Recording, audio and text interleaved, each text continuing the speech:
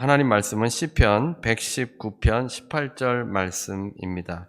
시편 119편 18절 말씀입니다. 시편 119편 18절 말씀입니다. 우리 같이 함께 시편 119편 18절 말씀 다 같이 함께 합독하겠습니다. 내 눈을 열어서 주의 율법에서 놀라운 것을 보게 하소서. 아멘. 유진 피터슨의 잘 산다는 것이란 책에 보면 내가 낫고자 하느냐라는 제목의 글이 있습니다. 우리 인생은 선을 추구하는 본성을 가지고 있습니다. 또 온전함을 바라보는 그런 모습을 가지고 있습니다. 선을 향한 목마름, 의를 향한 굶주림이 있는데 왜 그토록 많은 사람들이 엉망으로 사는지가 수수께끼라고 했습니다. 사람들은 어리석게 살고 우둔하게 살아가고 있습니다. 유명한 사람들은 많지만 본받을 만한 사람들은 많지 않습니다. 유명인은 많지만 성인은 없습니다. 유명 연예인들이 불면증 환자들을 즐겁게 해줍니다. 악명 높은 범죄자들이 착한 사람들을 공격합니다. 신통 사납고 제멋대로 구는 운동선수들이 게으르고 무기력한 사람들 대신에 경기를 합니다. 목적이 없고 지루한 사람들은 쓰레기 같은 하찮은 것들로 인해서 즐거워합니다. 선과 의의 추구가 헤드라인을 장식하지 못합니다. 이런 삶의 지루함을 느끼는 사람들이 최고의 선, 최고의 의, 그런 것을 바라는 욕구를 가지고 성경책을 읽기 시작합니다. 사람이 된다는 것이 무엇인지, 하나님이 어떤 분인지 이런 것들을 알기 위해서 성경책을 열면서 진정으로 성숙한 인간이란 어떤 삶을 살아가는 것일까라는 호기심을 갖고 성경을 읽습니다. 그런데 이렇게 성경을 읽다 보면 충격을 받습니다. 본받을 만한 흠없는 사람이 없기 때문입니다. 아브라함은 거짓말을 합니다. 모세는 살인을 저지르고 불평합니다.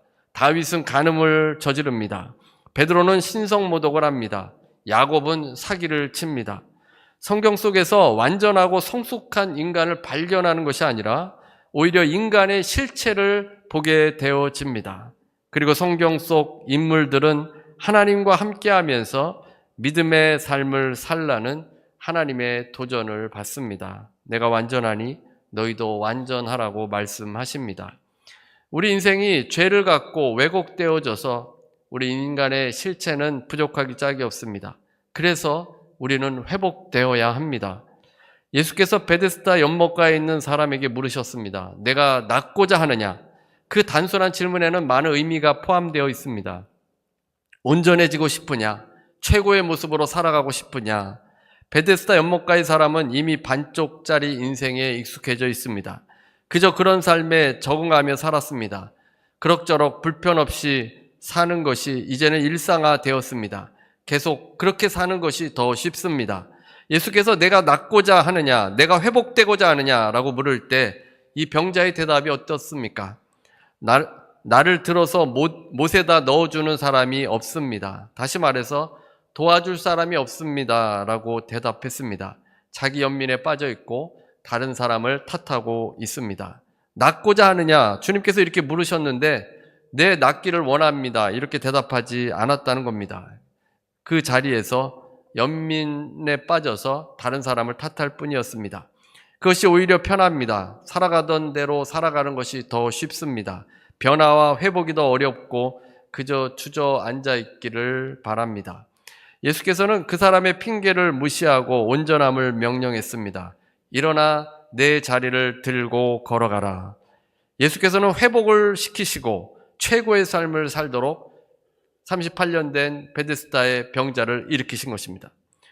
이 베데스다 병자는 결코 이렇게 실제적으로 회복되는 것을 상상해 보지는 않았습니다. 낫지 않을 것이라 생각했는데 주님의 말씀이 임할 때 진실로 회복되는 경험을 하게 된 것입니다. 우리가 이 상태로 병자의 상태, 더 심각한 것은 죄에 눌려서 그대로 살아갈 것인지 아니면 주의 말씀으로 회복되어질 것인지 우리가 선택에 달려있는데 예수님께서 한 말씀으로 우리를 고치실 수도 있는 분이십니다. 한 말씀으로도 우리가 탁월한 인생, 의를 추구하는 인생, 진정 사람 된 사람으로 회복될 수 있는 역사가 하나님의 말씀에 있다는 겁니다. 그래서 우리의 눈이 열려야 합니다.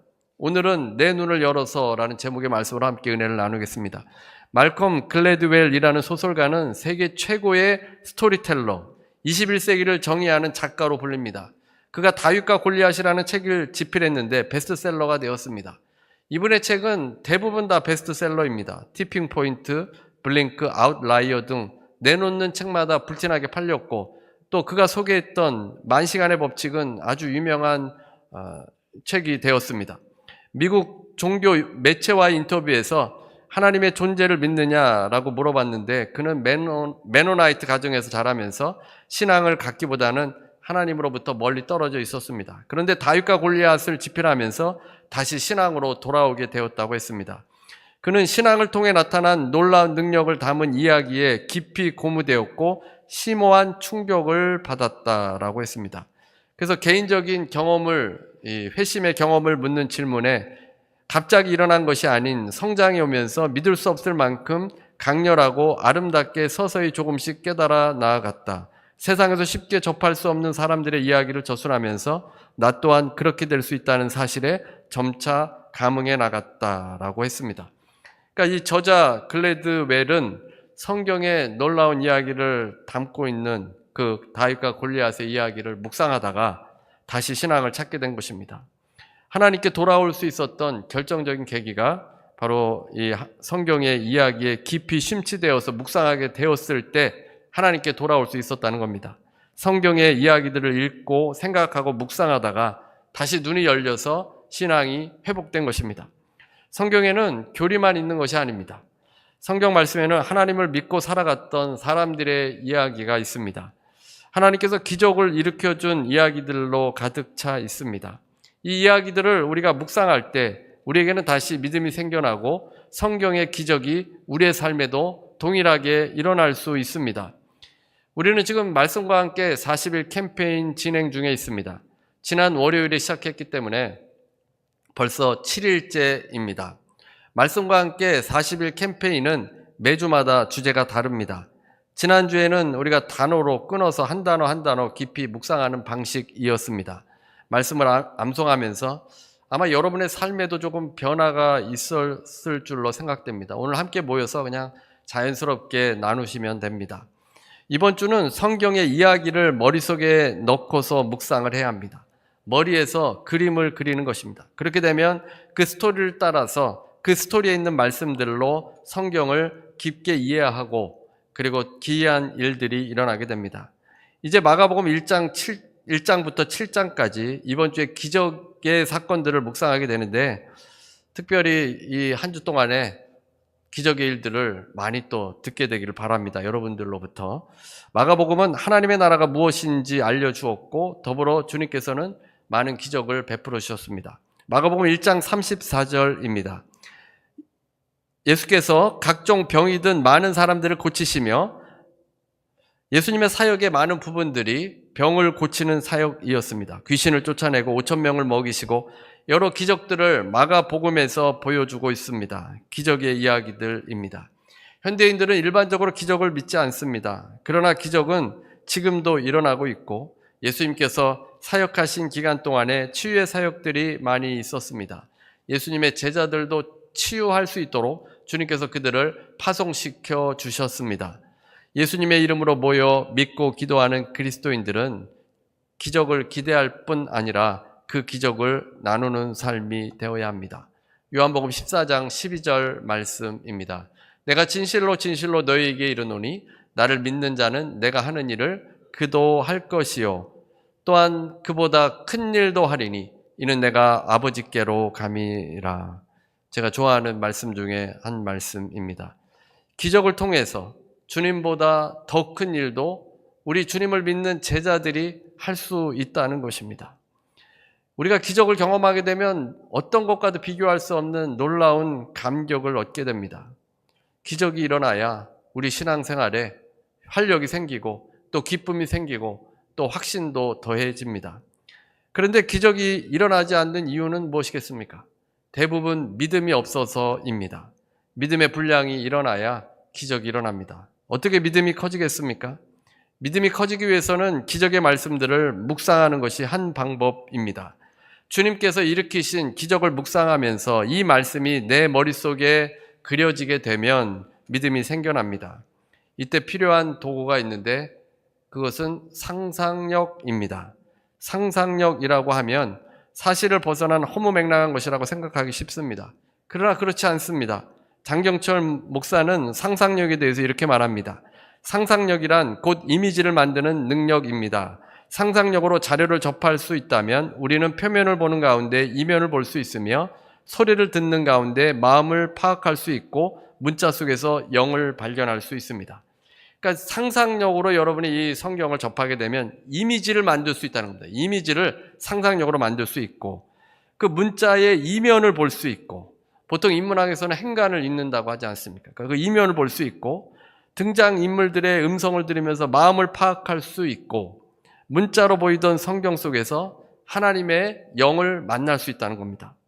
알리스터 맥글스라는 이 옥스퍼드의 교수님은 상상의 유익에 대해서 이렇게 말합니다. 성경이 만날 때 최고의 유익을 누리려면 우리의 지성과 가슴과 상상이 하나로 모아져야 한다. 상상력은 우리를 그 현장으로 데려다 준다. 성경 지식의 기초에서 갈보리 사건을 상상해 보았을 때 나는 그리스도의 구속의 죽음이라는 사무치는 격정과 고통을 난해하고 애매한 신학서적을 읽을 때보다 더 강하고 실감나게 맛볼 수 있었다. 상상력을 통해서 묵상하면 그 성경 속으로 들어가서 그 현장을 눈으로 보는 것처럼 시각화할 수 있는 것입니다. 이미지를 만드는 것입니다. 인간의 세계가 너무 비좁기 때문에 하나님께서는 우리에게 상상력을 주셨습니다. 상상력을 가진 동물이 있습니까? 전문가에게 한번 물어보고 싶습니다. 상상력은 우리 인간에게만 있는 것 같습니다. 우리가 상상하면서 더 넓게 깊게 이해할 수 있습니다. 상상력으로 하나님의 크고 광대하신 계시의 세계를 받아들일 수 있습니다. 제가 오랜만에 오대원 목사님의 묵상하는 그리스도인이라는 책을 다시 꺼내 읽었습니다. 오대원 목사님은 미국 분인데 한국에 예수전도단을 세우신 분입니다. 묵상을 이제 준비하면서 많은 책들을 이렇게 들여다보게 되는데 사실 묵상을 말하면서 상상력을 말하는 그런 서적은 많이 없습니다. 그래서 오대원 목사님은 어떻게 말씀하셨는지 오래전에 읽어가지고 그 내용을 거의 다 잊어버렸는데 다시 그 책을 펴보니까 상상력에 대해서 많은 양을 할애하면서 기록을 해 놓았습니다. 그분은 상상이라는 단어를 사용하는 것에 반대하는 분들이 많은데 우리의 이성도 타락했고 우리의 상상도 타락했기 때문이라는 겁니다. 그러니까 상상이라는 것이 타락해서 잘못된 공상이나 엉뚱한 것을 상상하게 되는데 원래는 그렇지 않았던 겁니다. 우리의 이성이 예수님 안에서 이제 새롭게 되듯이 상상도 예수님 안에서 새롭게 될 수 있는 겁니다. 그래서 상상력은 비현실적인 것을 보는 것이 아니라 오히려 실제하는 것을 보는 것이다 라고 했습니다. 상상으로 하늘에서 내려오는 새 예루살렘을 볼 수 있습니다. 요한계시록에 앞으로 될 일들이 많은데 그런 것들을 상상을 통해서 실제적으로 이제 다가올 것들을 우리가 볼 수 있게 되는 겁니다. 믿음의 눈으로 바라볼 수 있고 보이는 것을 바라볼 수 있고 하나님께로부터 비전을 받게 됩니다. 실제로 상상으로 놀랍도록 성경을 표현했던 예술가들이 있습니다. 미켈란젤로는 큰 돌덩이에서 다윗을 포착했습니다. 찰스 웨슬리는 힘있는 찬송가로 교회를 일깨우게 했습니다. 조지 프리드히 핸델은 메시아를 통해서 성경이 말하는 메시아에 관한 가르침을 해석했는데 그 해석은 어떤 주석가의 설명보다도 훨씬 뛰어난 것입니다. 렘브란트의 탕자의 귀한이라는 그림 아마 보신 분도 계실 텐데 그 그림에서 하나님의 고통과 긍휼의 마음을 그렸습니다. 그냥 그 그림을 보면은 그 모습이 느껴지게 되는데 그 작가의 상상을 통해서 그려진 그림인데 하나님의 마음을 더 깊이 이해할 수 있었다는 겁니다. 하나님께서 주신 상상이라는 선물을 통해서 현실이지만 이성으로 볼 수 없고 믿음으로만 볼 수 있는 것들을 실제적으로 그려낼 수 있다는 것입니다. 상상력은 누구에게나 있습니다. 어린아이로부터 시작해서 청년과 노인에 이르기까지 다 상상력이 있습니다. 몸은 좀 불편해도 상상할 수 있어서 그 상상을 가지고 성경 안으로 들어갈 수 있습니다. 오대원 목사님의 개인적인 이야기가 있는데 오대원 목사님은 대학 연합 수련회에서 아폴로라는 사람을 만났다고 합니다. 그는 많은 한국인들이 그를 위해서 기도해 준다는 이야기를 들었습니다. 중국계 미국인인데 기독교 공동체에 와서 함께 시간을 보내고 있었습니다. 며칠을 지냈는데 아폴로에게는 아무 일도 일어나지 않았습니다. 마지막 날 저녁 모임에 성찬식을 하기로 했습니다. 그런데 성찬용 빵과 포도주가 없었습니다. 준비하기로 한 학생이 깜빡 잊어버린 것입니다. 보이는 것이라고는 하얀 천으로 덮인 테이블 뿐입니다. 빵과 포도주가 없이 어떻게 성찬식을 거행합니까? 그때 문득 오대원 목사님의 옛 기억이 생각이 났습니다. 수년 전 치유 집회에서 통역을 맡았는데 몇 주간의 놀라운 치유의 역사들이 있었습니다. 마지막 성찬식에서 개신교인들과 카톨릭 참가자들이 있었는데 카톨릭 미사에서 이 신부들이 개신교인들은 그 성찬에 참여할 수 없다고 한 것입니다. 오대원 목사님은 좌절과 분노로 뒤쪽 의자에 앉아 있었습니다. 그때 주님께서 찾아오셨다고 합니다. 주님께서 내게 성찬을 받고 싶으냐 물으셨고 예 주님이라고 말하자 주님께서 성찬을 베풀어 주셨는데 이것이 너를 위하는 내 몸이라 이 잔은 너를 위해 흘린 내 피로 세운 새 언약이니 이것을 받아 먹으라. 실제적으로 이분의 손에 잡혀 있는 건 없는데 주님께서 환상 가운데 나타나셔서 내 몸을 피와 몸을 주신 것입니다. 그래서 주님과 함께 이제 이 주님의 성찬을 참여하게 되었습니다. 이 일이 갑자기 생각이 나서 빈 성찬 테이블에서 한 사람씩 나와서 예수께서 직접 빵과 잔을 나누어 달라고 부탁할 테니 믿음으로 나오라고 했습니다. 많은 학생들이 나와서 제단 앞에 무릎 꿇고 있었고 어떤 학생들은 얼굴을 거의 바닥에 대고 엎드렸습니다. 그 제단 앞에 아폴로가 있었는데 그의 입술이 신기하게도 움직이고 있었고 먹고 마시는 것처럼 보였다는 겁니다. 모임이 끝나고 간증 시간에 아폴로가 자신을 위해 기도해 준 것에 감사하며 자기 삶을 예수께 드리고 구주로 영접했음을 고백하게 되었다고 했습니다. 성찬식 때 실제로 떡과 포도주는 없었지만 상상으로 하는 것도 가능한 것입니다. 주님께서 찾아와 주시고 주의 몸과 피를 먹고 마시게 되어서 주님과 연합하는 영적인 일이 일어나게 되어집니다. 상상으로 마음에 그리면서 이루어지는 일입니다. 어떤 자매님이 마태복음 15장을 묵상하다가 등장인물인 가나안 여인 대신에 자신이 그 속으로 들어가는 상상을 하며 묵상을 했습니다. 자신이 그 자리에서 예수님께 부르짖었을 때 마침내 가나안 여인이 만났던 주님을 자신도 경험했습니다. 가나안 여인은 예수님 앞에서 주 다윗의 자손이여 나를 불쌍히 여기소서 내 딸이 흉악한 귀신에 들렸나이다. 딸이 흉악한 귀신에 들렸는데 이분이 뭐라고 얘기를 하냐면 나를 불쌍히 여겨 주소서, 엄마를 불쌍히 여겨달라는 겁니다. 딸이 귀신에 붙잡혔는데 나를 불쌍히 여겨달라 했을까? 그래서 이 자매님이 이 질문이 너무나도 궁금한 것입니다. 왜 딸을 불쌍히 여겨달라고 하지 않고 자신을 불쌍히 여겨달라고 했을까? 생각해 보니까 몹쓸 병으로 고생당하는 딸을 옆에서 지켜보는 엄마는 그 마음이 더 아프다는 사실을 절감할 수 있었습니다. 이 자매도 아들이 아파서 마음고생이 심했기 때문입니다.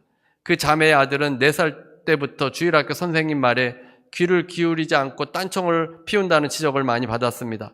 엄마는 애가 어려서 그러려니 하고 대수롭지 않게 여겼습니다. 그런데 유치원에 다니면서부터 엄마의 눈에도 조금씩 이상한 점이 눈에 띄었습니다.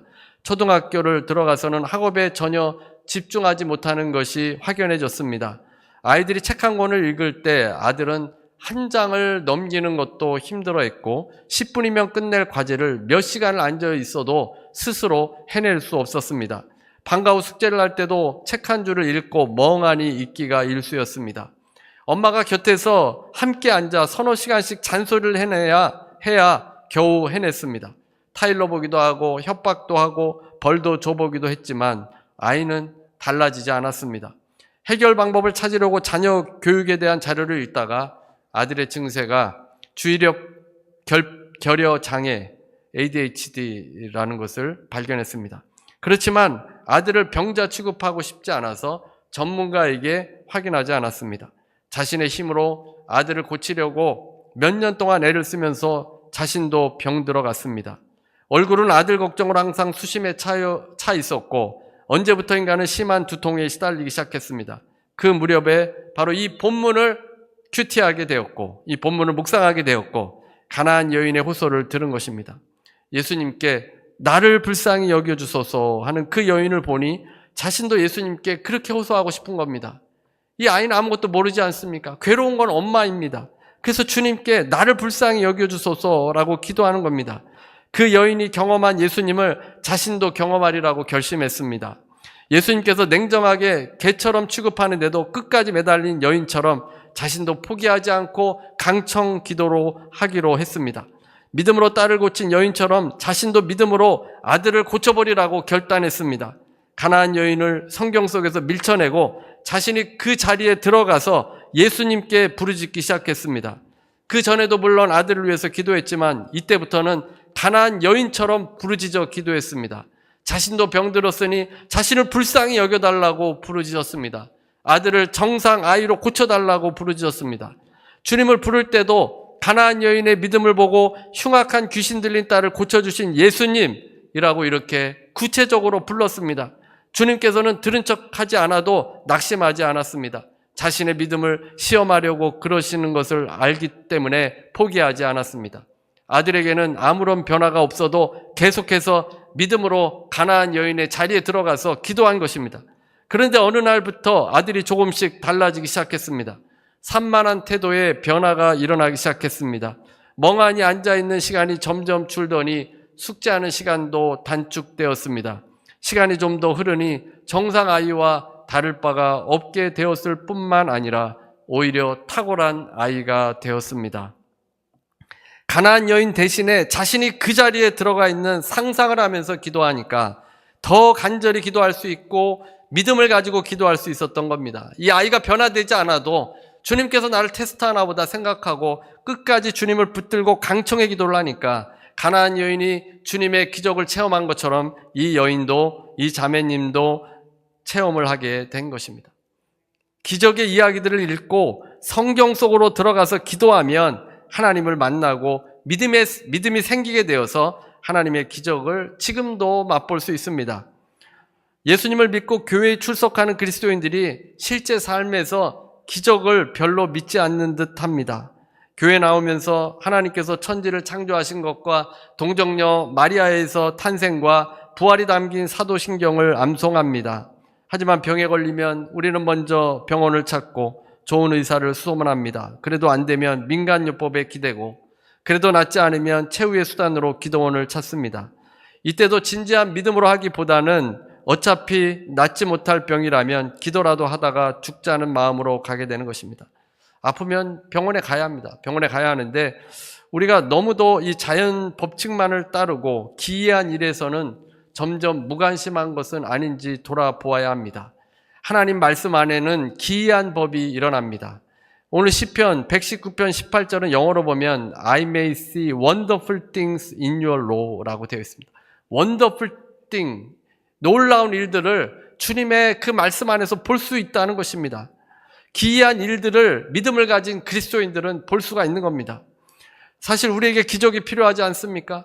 성경에는 앞뒤가 막힌 현실 속에서 막혔던 현실의 문제들이 해결되는 일들이 많습니다.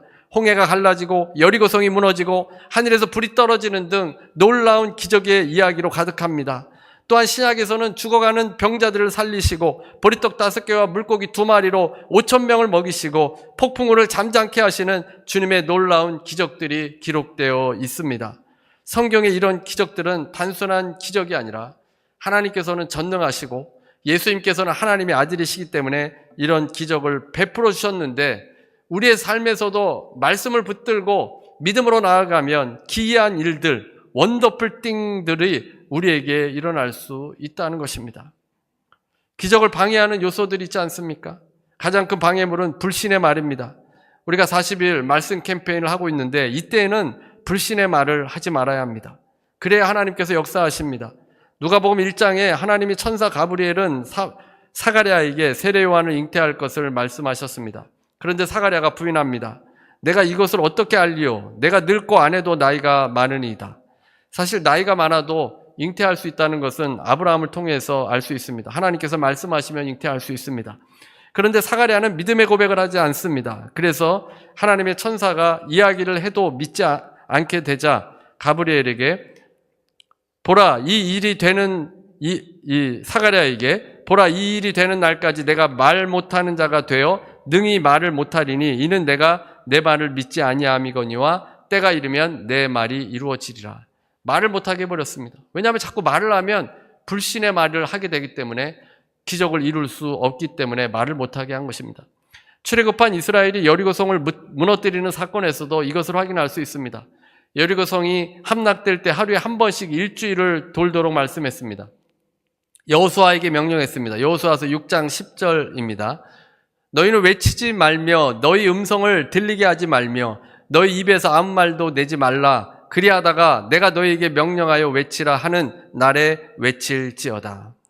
이스라엘 백성들의 특징은 원망과 불평입니다. 그래서 그들은 광야에서 죽임을 당했습니다. 1세대는 다 광야에서 죽임을 당했고 여호수아와 갈렙만 가나안 땅에 들어가지 않았습니까? 그 자식들도 말하도록 내버려 두었다면 그들 역시 불평했을 수 있습니다.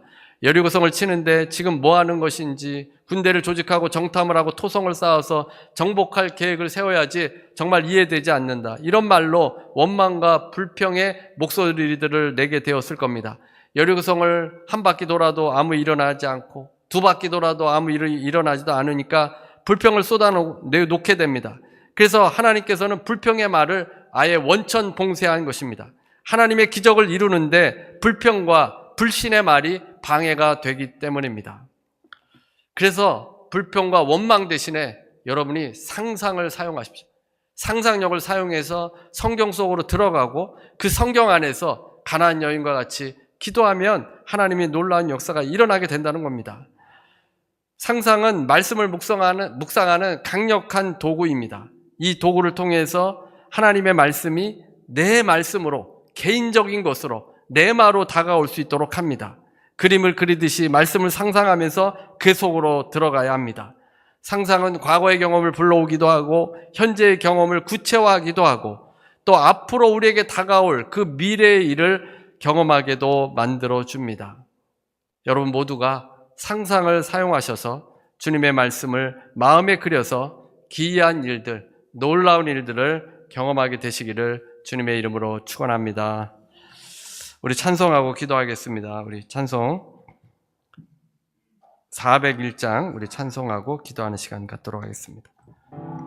은혜로우신 하나님, 주님께서 베데스다의 병자를 고쳐주시고 낫고자 원하느냐 말씀하신 것처럼 하나님, 우리의 삶에 변화가 일어나고 병고침 받고 하나님 주님의 의를 추구하는 온전한 인생으로 아버지 변화되기를 원하는데 아버지 그냥 주저앉아 있지 않게 하시고 하나님 가나안의 여인처럼 적극적으로 주님께 나아가서 아버지 상상을 이용해서 아버지 주의 말씀 속으로 들어가게 하시고 그 말씀이 내 말씀이 되어져서 아버지 주님의 그 놀라운 기이한 일들을 경험하기를 원합니다. 아버지 한 주간 동안도 주님 지켜주시고 아버지 기이한 일들 경험할 수 있도록 인도하여 주시고 아버지 매일매일 말씀 붙잡고 아버지 그 말씀으로 놀라운 일을 이루시는 그 하나님을 경험할 수 있도록 도와주옵소서. 아버지 여러 가지 문제로 어려움 당하는 지체들이 있습니다. 하나님 병으로 고통당하고 통증으로 어려움 당하는 아버지 지체들도 있습니다. 하나님 만성 통증으로 어려움 당하는 지체들도 있습니다. 아버지 고쳐주시옵기를 원합니다. 주의 말씀으로 고침받게 될 줄로 믿습니다. 말씀으로 일어서게 될 줄로 믿습니다. 하나님 믿음의 역사를 통해서 병고침의 역사가 일어나게 해주시고 문제 해결의 역사가 일어나게 하시고 우리가 변화받는 역사들 일어나게 해주시옵소서. 예수 이름으로 명하노니 모든 병만은 떠나갈지어다. 예수 이름 명하는 통증은 만성 통증은 예수 이름 명하는 떠나갈지어다. 강건하게 될지어다. 예수 이름 명하는 문제는 떠나갈지어다. 가정과일대에서 떠나갈지어다. 흑암의 세력은 가정과일대에서 떠나갈지어다. 마음과 생각에서 떠나갈지어다. 아버지 우리를 붙잡아 주시고 아버지 담대한 믿음과 확실한 믿음으로 나아갈 수 있게 해주셔서 주님 만나게 하시고 주님 증언할 수 있는 주의 백성들 다 될 수 있도록 도와주옵소서. 지금은 우리 주 예수 그리스도의 무한하신 은혜와 아버지 하나님의 극진하신 사랑과 보혜사 성령님의 교통하시고 내주하시고 충만케 하심이 오늘 함께 예배드리는 모든 성도들 위해 개인 가정 일터 위에 주님의 말씀으로 들어가 주의 기이한 법을 보는 모든 성도들 위해 지금부터 영원토록 함께 있을지어다. 하나님께 감사의 박수 드리시겠습니다.